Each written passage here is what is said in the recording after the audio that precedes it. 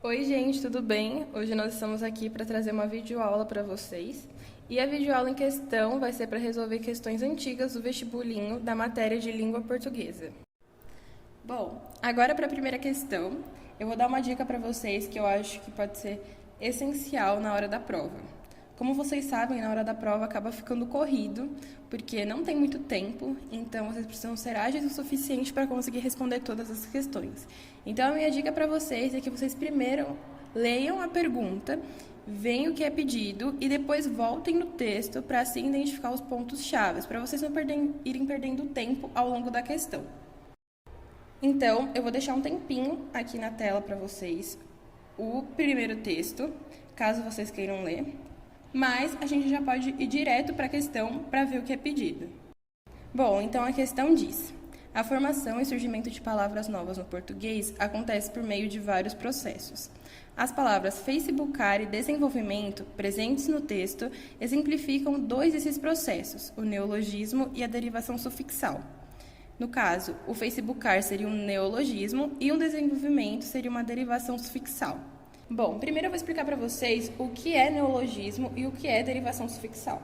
O neologismo é quando a gente cria uma nova palavra baseado de uma palavra estrangeira, de outro idioma, ou de alguma expressão, algum nome próprio, tipo o Facebook. A palavra facebookar, no caso, não existiria no nosso idioma, mas é uma forma de dizer, uma expressão para se referir a coisas que se enquadrariam dentro da rede social Facebook.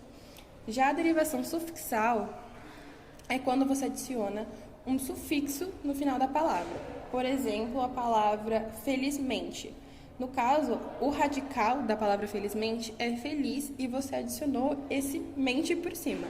Então, aí se dá a derivação sufixal. Bom, então agora vamos para as alternativas.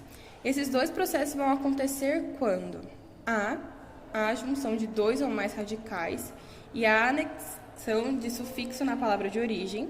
B. A anexão de sufixo na palavra de origem e a criação de novas palavras. C. A criação de novas palavras.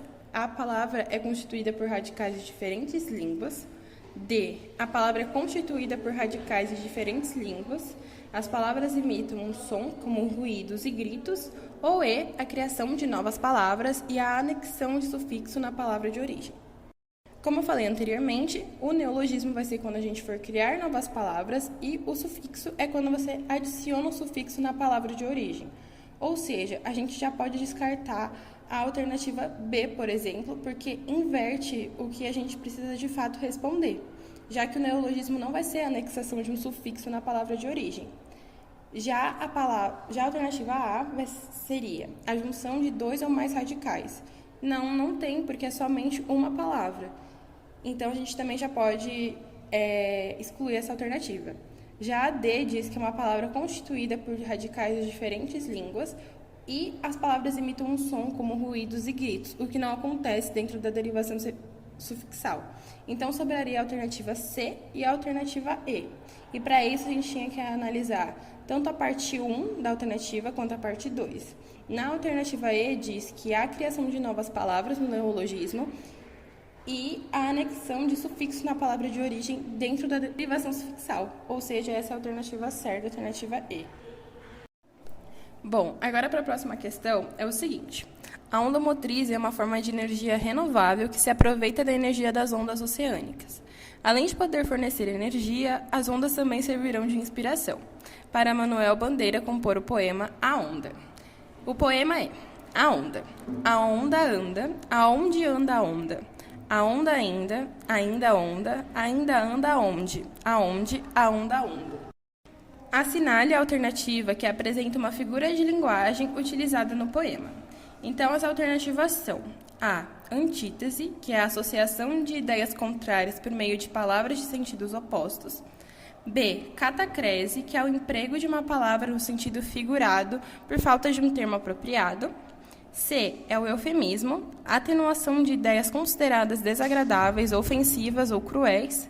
D. Onomatopeia, que são palavras especiais criadas para representar sons específicos. Ou E, que é a paronomásia, que é uma semelhança sonora e gráfica entre palavras de significados distintos. Bom, A antítese, como o texto mesmo diz, é a associação de ideias contrárias por meio de palavras de sentidos opostos. Por exemplo, luz e escuridão, bem ou mal, e isso não se enquadra no texto, já que só é dito como é a onda ou o comportamento da onda. Já a B é a catacrese, que é o emprego de uma palavra no sentido figurado por falta de um termo apropriado. Que, por exemplo, seria a gente falar o braço do sofá. O sofá não tem um braço, mas esse é o termo que a gente tem para explicar o que é aquele lugar. Então, também não se enquadra na alternativa certa. A C é o eufemismo, que é quando a gente tenta aliviar uma situação desagradável, como falar, ai, ele virou estrelinha ou algo do tipo, o que também não se encaixa na situação. A D é a onomatopeia, que são palavras especiais criadas para representar sons específicos, tipo toque-toque, au-au e etc. O que também não entra no quesito porque não tem nenhum som específico para ser representado no texto. Então, a única alternativa que sobra é a paronomásia, que diz que há uma semelhança sonora e gráfica entre palavras de significados distintos, como aonde, anda e onda. Então, a alternativa certa é a E. Agora, vamos para a terceira questão. Leia o fragmento da letra da música Encontros e Despedidas, de Milton Nascimento. E assim, chegar e partir. São só dois lados da mesma viagem. O trem que chega é o mesmo trem da partida. A hora do encontro é também despedida. A plataforma dessa estação é a vida desse meu lugar. É a vida. A figura de linguagem predominante nesse trecho da letra da música é A. Eufemismo, pois o eu lírico se revolta contra a tristeza e a dor da separação. B. Catacrese, pois a palavra trem foi empregada em sentido próprio para designar meio de transporte. C. Hipérbole, pois faz referência aos inúmeros trens que chegam e que partem da estação. D. Antítese, pois há referência aos encontros e às despedidas, situações opostas que fazem parte da vida. Ou E. Anáfora, pois o compositor evita repetir vocábulos a fim de dar mais fluidez e lirismo aos versos. Bom, agora a gente vai começar a anular as alternativas que não estarão certas. Primeiro é a A. Não tem um eufemismo predominante dentro desse texto, porque não há um alívio do sentimento do eu lírico, então a gente podia excluir essa alternativa.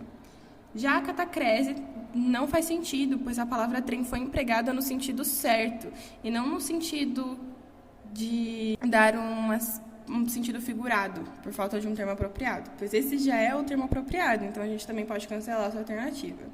Também não há uma hipérbole, não há uma dramatização, o eu lírico não aumenta a situação dentro do texto, ainda mais fazendo referência aos inúmeros trens que chegam e que partem.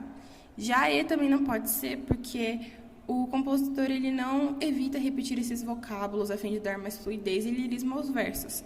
Então, a alternativa certa é a D, antítese, porque tem referência aos encontros e às despedidas, porque são situações opostas dentro da nossa vida.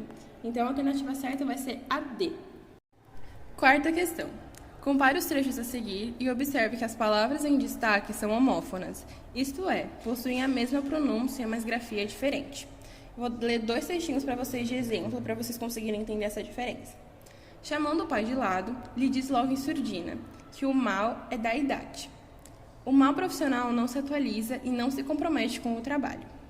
No caso, a palavra mal tem grafias diferentes, mas possuem a mesma pronúncia. Agora, vamos para a pergunta. Considerando o contexto, reconheça a alternativa em que a palavra homófona em destaque está empregada corretamente. A. O primeiro-ministro foi taxado de corrupto pela população e resolveu abandonar o cargo. B. Os alunos assistiram a um concerto de música erudita, regido por um renomado maestro. C. A atendente avisou ao paciente que a sessão de fisioterapia foi transferida para as 6. D. Os turistas não esperavam que ocorressem tantos imprevistos na viagem. E E. Para ser atendido na clínica, foi obrigado a deixar um cheque calção. Bom, então agora eu vou explicar para vocês a diferença das palavras grifadas nas alternativas. Bom, o taxado tem 2 possibilidades, pode ser ou com CH ou com X. Taxado com X significa uma taxa de imposto e tal. Taxado com CH é quando alguém é considerado algo. Então a gente já pode salvar a primeira alternativa para ser uma das possibilidades de estar correta, porque o primeiro-ministro foi taxado de corrupto, ou seja, ele foi considerado corrupto pela população. Alternativa B, que é o conserto. Concerto com S se refere a consertar algo, o verbo. Se fosse para ser um concerto de música, tinha que ser com C, então essa alternativa está errada. Alternativa C. A seção com CH se refere a um grupo específico, a um departamento, por exemplo, um setor. Então não se encaixaria no contexto, já que fala que é uma seção de fisioterapia. Caso fosse a alternativa certa, o seção teria que estar escrito com 2 S. Então a gente também pode anular essa alternativa. Alternativa D. Os turistas não esperavam que ocorressem tantos imprevistos na viagem. A diferença entre viagem com G e com J é basicamente o seguinte: viagem com G é empregada na frase como um substantivo e não como um verbo. Viagem com J vai ser empregada na frase quando for para se tratar de um verbo na terceira pessoa do plural. Ou seja, está errada, porque os turistas não esperavam que ocorressem tantos imprevistos na viagem. A viagem está sendo retratada como um substantivo e não como um verbo. Então a gente também pode anular essa alternativa. Já a E para ser atendido na clínica, foi obrigada a deixar um cheque calção. Calção com L se refere a um tipo de shorts. O que teria que ser o jeito certo de escrever é calção com U, que é basicamente uma fiança dada a alguém, o que se refere a dinheiro mesmo. Então, a alternativa certa da quarta questão é a alternativa A. Bom, agora a gente vai para a última questão, que é a quinta. E assim, gente, essa a gente vai ter que ler porque é uma questão de interpretação. Então, vamos lá. Analise os textos. O espírito do profissional esportivo não é mais o espírito lúdico, pois lhe falta a espontaneidade, a despreocupação.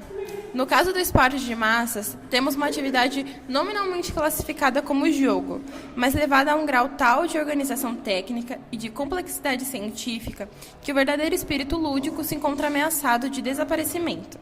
O autêntico jogo desapareceu da civilização atual, e mesmo onde ele parece ainda estar presente, trata-se de um falso jogo. Hoje, o futebol profissional condena o que é inútil, e é inútil o que não é lucrativo. O jogo converteu-se em espetáculo, com poucos protagonistas e muitos espectadores. Futebol para olhar, que não se organiza para jogar, mas para impedir que se jogue. A burocracia do esporte foi impondo o futebol de pura velocidade e muita força, que renuncia à alegria, atrofia a fantasia e proíbe a ousadia. Considere as afirmações. 1. Os jogos modernos vêm se tornando cada vez mais tecnicamente organizados para gerar resultados eficientes e rentáveis, o que é verdadeiro, já que é dito no texto que o futebol está se tornando cada vez mais uma forma de ganhar dinheiro e não necessariamente de entretenimento e alegria para o telespectador.